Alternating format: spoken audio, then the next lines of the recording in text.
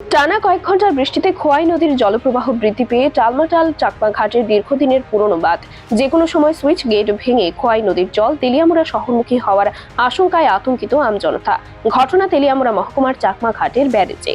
খবরে প্রকাশ বৃহস্পতিবার কয়েক ঘন্টার বৃষ্টিপাতের পরপরই চাকমাঘাট বাঁধের 7টি লোহার সুইচ গেটের মধ্যে 6 নম্বর গেটে অতিরিক্ত জলপ্রবাহের কারণে বেঁকে প্রায় ড্যামেজ হয়ে যায়। তৎসঙ্গে বাকি আরও 6টি গেট জলপ্রবাহের কারণে সুইচ গেটগুলির উপর দিয়ে অতিরিক্ত গতিতে জল প্রবাহিত হতে থাকে, যার ফলে এই সুইচ গেটগুলি এতটাই নড়বড়ে হয়ে যায় যে গোটা ব্যারেজ কাঁপতে থাকে বলে স্থানীয় মানুষের অভিযোগ। শুক্রবার দিন এলাকার সাধারণ মানুষেরা আশঙ্কা প্রকাশ করছেন, অনতিবিলম্বে যদি এই ব্যারেজ নিয়ে যদি কোনো প্রকারের ইতিবাচক সিদ্ধান্ত গ্রহণ করার পাশাপাশি 6 নং গেটকে মেরামতের ব্যবস্থা করা না হয় তাহলে যে কোনো সময় ঘটে যেতে পারে বড়সড় দুর্ঘটনা।